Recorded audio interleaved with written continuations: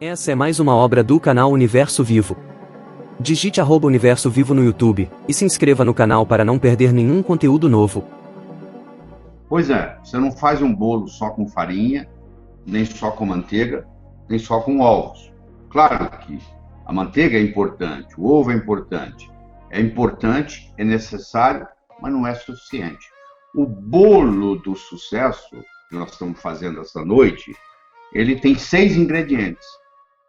O primeiro ingrediente é a autoestima, que nós já discutimos e gastamos praticamente os primeiros 30 minutos quase tudo com a autoestima, criando a base.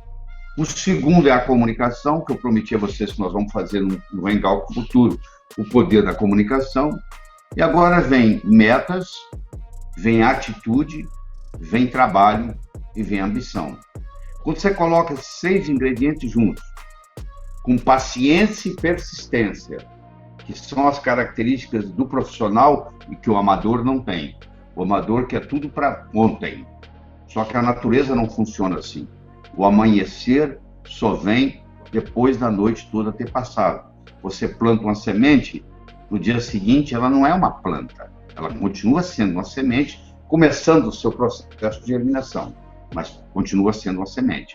Então eu tenho que entender ir no caminho certo e tem que dar tempo para que isso ocorra. Porque muitas vezes a pessoa desiste antes da coisa acontecer. Por isso que a paciência e a persistência, Roma não foi construída em um dia, é fundamental. Então nós discutimos a autoestima, nós discutimos rapidamente, vamos deixamos para outra ocasião, o processo de comunicação. Eu queria conversar com você agora sobre metas. Então, primeiro nós vamos aprender a transformar um sonho numa meta e depois nós vamos aprender a transformar uma meta em realidade. Como é que eu transformo um sonho numa meta? Eu transformo um sonho numa meta colocando uma data. Tudo aquilo que você colocou na categoria de algum dia não vai acontecer. Sabe aquele livro empoeirado que você tem na prateleira da sua casa? Você disse que algum dia você vai lê-lo? Tem 4 anos que você comprou, ele está lá. Porque não existe algum dia no calendário, o cérebro te obedece. Você diz assim, tá bom, o dia que algum dia chegar a gente vai fazer isso. Mas não tem algum dia no calendário, nunca vai acontecer. Então, no momento que eu coloco uma data, faz toda a diferença. Então, você tem que aprender a pôr data nos seus sonhos. No momento que você coloca a data no sonho, ele deixa de ser sonho e passa a ser meta. E o universo começa a conspirar a seu favor. Mas aí você transformou o sonho na meta. Mas você precisa transformar a meta em realidade, que é outra história. Você não pode parar só na meta. Primeiro eu quero dizer para você que a importância da meta não é necessariamente atingi-la, mas colocar você em movimento. Porque quem sabe alguma coisa mais importante vai ocorrer nesse caminho. Você quer ver? Vou te provar. Pense nas 3 coisas mais importantes que ocorreram na sua vida até hoje. Desde que você se entende por gente, até hoje. O que aconteceu de mais importante? 3 eventos. O seu casamento, o nascimento do seu filho, sei lá, o que você achar. Sua promoção, você passar no vestibular, você se formar. Tem muita coisa importante na sua vida. Mas você vai perceber que pelo menos 2 dos 3 não foram planejados. Você não levantou um dia e disse assim, hoje eu vou conhecer uma pessoa por quem eu vou me apaixonar, por quem eu vou me casar. Não foi assim, foi?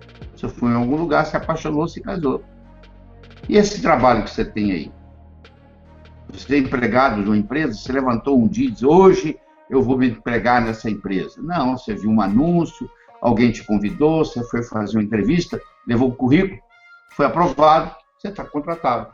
Olha que interessante. Eu tenho que ter metas para me colocar em movimento, mas eu tenho que estar com a mente preparada para coisas melhores. Porque pode ser que outras oportunidades, mais importantes que aquela que você está focando, vão surgir na sua vida. Você tem que ter essa flexibilidade. E essa meta, ela não pode ser uma coisa só. Tem que haver diversificação. Não ponha todos os seus ovos numa mesma cesta. Alguém vem, carrega a cesta, você fica sem ovos. Então você tem como profissão mãe, que é a profissão mais nobre que tem no planeta Terra, ser mãe. E você se dedica integralmente a ser mãe. Olha qual o risco que você está correndo de ser só mãe. Um dia, seus filhos vão crescer e vão embora. A gente cria filho para o mundo. Eles não ficam com a gente. Eles vão cuidar da vida deles. E aí, o que você vai falar? Ah, mas agora eu me sinto vazia. É a síndrome do empty nest, é a síndrome do ninho vazio. É a mãe que dedicou a vida inteira só aos filhos. Os filhos cresceram, foram cuidar na vida deles e a mãe se sente sozinha. Então, por isso, você tem que ter uma diversidade. Você tem que ter uma meta financeira, você tem que ter uma meta profissional, você tem que ter uma meta social, você tem que ter uma meta familiar, você tem que ter uma meta de saúde. O que adianta eu ganhar muito e me infartar aos 40 anos? Não vale a pena. Eu não vou levar nada para o túmulo, caixão não tem gaveta, mortalha não tem bolso. O que adianta ganhar esse dinheiro todo e ir embora? E não aproveitar. Então eu tenho que ter metas de lazer, eu tenho que diversificar minhas metas. Isso é muito importante você colocar isso. E essa meta tem que ser relembrada. Ela não é só no dia 31 de dezembro que você pensa nela e está tudo resolvido. Não. Você tem que relembrá-la todo dia. Os orientais pegam um boneco chamado Daruma, não sei se você conhece, e pintam o olho do boneco. Pinta o olho direito do boneco. E aí fica faltando pintar o olho esquerdo. E coloca aquele em cima da mesa. Aquele boneco representa uma meta. Comprar uma casa nova. Então, toda vez que ele olha para aquele boneco, mesmo que seja com a visão periférica, sem estar concentrado, aquilo é um lembrete. Ó, você falou que vai comprar uma casa nova.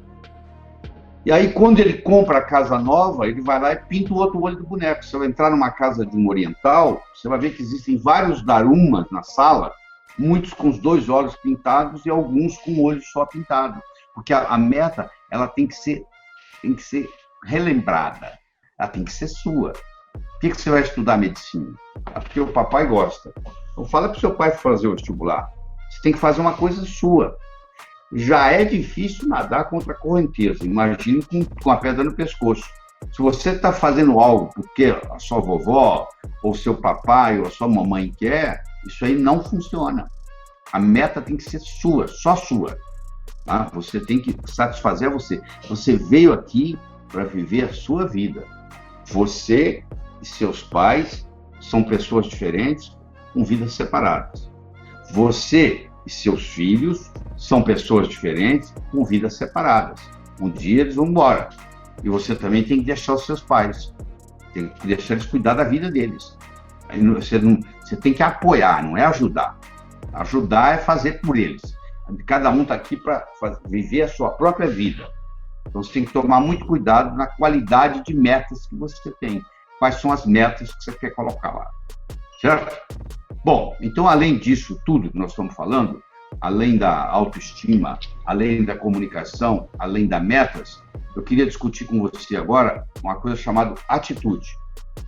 A sua atitude determina a sua altitude. A atitude que você tem na vida faz uma diferença enorme no resultado final. E essa atitude depende do paradigma que você vive. Você imagina um peixe que nunca saiu da água. Ele não sabe que ele vive na água. Porque para ele saber que ele vive na água, ele tem que experimentar o que não é água, para saber que ele vive na água. Então, se você vive num paradigma e você nunca saiu dele, você não sabe que você vive num paradigma. Você pode estar limitado. Quando o paradigma era que a Terra era plana, era impossível você fazer uma viagem de volta ao mundo numa Terra plana. Quando o conceito mudou da Terra ser plana para a Terra ser redonda, agora você é capaz de fazer uma viagem de volta ao mundo numa Terra redonda. A mudança de paradigma multiplica as possibilidades. O que é impossível para você hoje é impossível no paradigma que você está operando. Porque no momento que você muda o paradigma, isso que é impossível torna-se possível. Fazer uma viagem de volta ao mundo na Terra plana era impossível. No momento que a Terra ficou redonda, tornou-se possível. Olha que interessante. O que é impossível hoje na sua vida é impossível baseando-se no paradigma que você vive. E você tem que parar de se preocupar com o que o outro pensa a seu respeito. O que o outro pensa a seu respeito não é seu problema, é problema do outro. Pode pensar o que quiser, como você também pode pensar o que quiser. Se você tem que dar satisfação para todo mundo daquilo que você está fazendo, você não está vivendo a sua vida, você está vivendo a vida dos outros. Então, você ter uma atitude positiva, você ter uma atitude otimista, faz toda a diferença. Otimismo sozinho não resolve, pessimismo atrapalha. Então, eu não estou dizendo que só ser otimista resolve. Você pode, inclusive, ser otimista demais. Você conhece a história dos dois gêmeos, que um era super otimista e o outro era super pessimista, e os pais não sabiam mais o que fazer, foram no psiquiatra, e disseram, nós temos dois filhos iguaizinhos, a diferença é que um é otimista demais e o outro é pessimista demais. E o psiquiatra perguntou, quando que é o aniversário deles? Isso aí é fácil, está chegando, daqui 10 dias. Então nós vamos resolver o problema de uma vez por todas. Ele, como? Mas qual é o sonho de consumo do seu filho pessimista? O meu sonho de consumo do meu filho pessimista é ganhar uma bicicleta de 18 marchas. Nós não conseguimos comprar. Não, você vai comprar, diz o psiquiatra. Você vai no banco, pegar um dinheiro emprestado, o impacto vai ser tão grande que essa criança vai mudar tudo. Mas e para o otimista, o que eu dou? Aí é muito mais fácil.